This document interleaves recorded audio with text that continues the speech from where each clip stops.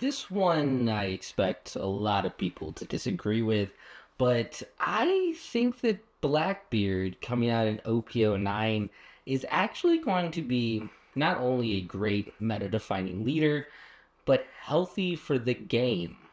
And I know that that probably sounds absolutely crazy because there's actually a lot of concern around this leader being very unhealthy for the game. If you don't know what Blackbeard does, essentially he is a 5 life mono black leader with 5,000 power who reads like this.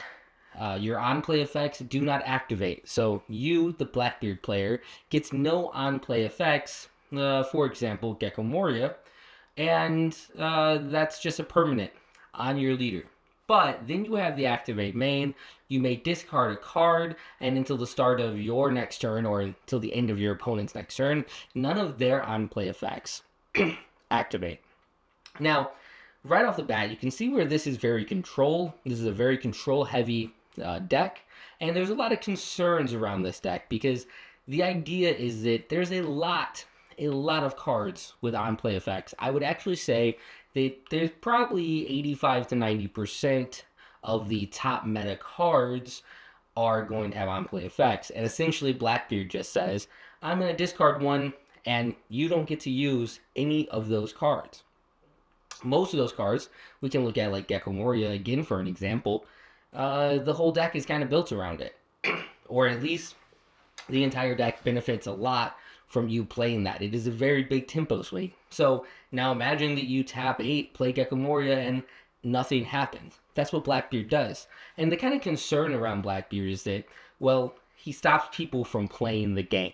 He's going to turn off decks, and those decks aren't going to be able to play the game, and that's going to create a very boring and toxic gameplay experience. But this is why I kind of disagree with that. So first off, we can't have our cake and eat it too. There's a thing within the community where we complain that cards or certain cards, we'll go back to Gecko Moria again, is just absolutely broken. Look at 10 Cost Mom back in the days of Katakuri being the only really good mono yellow deck. Well, 10 Cost Mom was everywhere and everybody complained about it. Well, 10 Cost Mom is just too broken. They need to do something about this. Look at when Newgate was topping. Oh, 9 Cost Newgate is broken. All these cards have on-play effects. And now we live in this meta where everybody cries about Gecko Moria. And don't get me wrong, I'm not saying you don't have reasons to, but these cards are obviously overpowered. And so what they've done is printed a leader that checks these cards. And you're probably thinking, well, I think that they checks these cards, but maybe in the wrong kind of way. We don't want to discourage fun gameplay. They could, leader lock some of these cards. They could archetype lock some of these cards. And while I agree with all that, I need you to look at the broader scope of what's going on inside the One Piece TCG. The reason why I think that Blackbeard is actually going to promote a healthier One Piece trading card game is the fact that we as players are going to have to make better decisions while building decks. Let's take a Nell for an example. A Nell has access to some of the most broken on-play effects in the entire game. You have 10 cost Ace, you have 8 cost Katakuri, you have 9 cost Yamato, and what do they do inside most Anel decks? They jam 4 copies of each of these. Now, back in the early days of One Piece, this would be kind of a problem because you would end up bricking up, or you'd end up having issues being able to combo out of attacks, or you wouldn't have any early game pressure. But now, because of where we kind of sit in the card game, we have these decks that can come out like Anel that can run foros of all of these heavy top-end cards that have on-play effects, and therefore kind of gatekeep certain other leaders from being able to be played. What Blackbeard does is Blackbeard doesn't say you can't play those cards, because obviously Blackbeard isn't the only deck in the format. But what Blackbeard does say is, I will punish you if that's all you play. You might have to make some more intelligent deck choices. Rather than just jamming all of the best cards into your deck, you may have to be more intentional and choose some of the best cards, but also find you some activate main and win attacking cards. And typically those activate main and win attacking cards don't really see play. I mean, look at Pell. Pell is actually a pretty good red card, but it doesn't see play because when attacking effects just aren't that strong.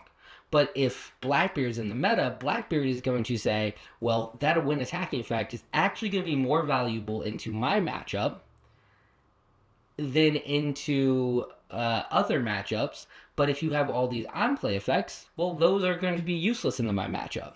And so you're going to be able to start sprinkling in some of these other cards that have kind of fallen by the wayside into your deck.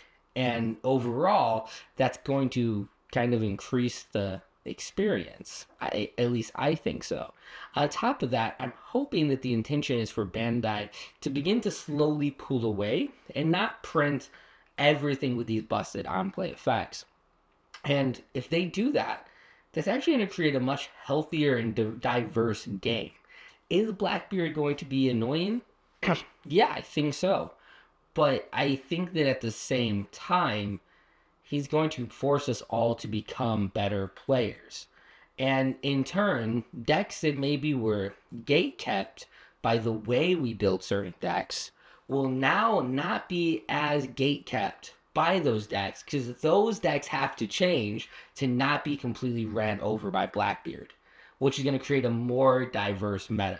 Do I think that this will be achieved straight out the gate? Absolutely not. I think that Blackbeard will come out the gate and will be a bit toxic in OPO 9.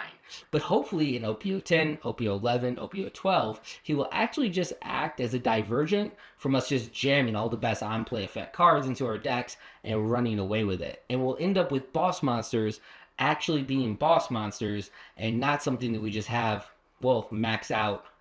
Going back to Enel again, we're going to have 4 or 5 boss monsters, and we're going to run all 4 of them at 4-ofs and just run over opponents. I don't say all that with any hate towards Enel. That's just the one that comes to mind. Bonnie does the same thing now. Just runs a super high top end. Well, you know, some of those top end, not going to be as good into Blackbeard. And I think in a way, that's a good thing. Now, this is a completely just unscripted kind of random thoughts video that I threw together. So I hope that everything I said kind of made sense. And I'd love to hear what your thoughts on Blackbeard is. To be honest, I might be a little bit biased because I do really love a good control deck, and Blackbeard does look to be a good control deck. And I do kind of look forward to, well, just seeing some players rage from across the table from me because they feel like they can't play the game. I might be a little toxic. I hope all this made sense. I'll see you guys in the next video. I'd love to hear your thoughts. Okay, bye. Also, look at Jolly Roger up there. I positioned the camera so you could see my Jolly Roger. This is what I was thinking. Maybe this would have been a better camera angle. If you're still here, you're a real one. Alright, I gotta edit this now. I think I'm gonna do more of these discussion videos in the future. I don't know what you guys think. Alright, bye for real now.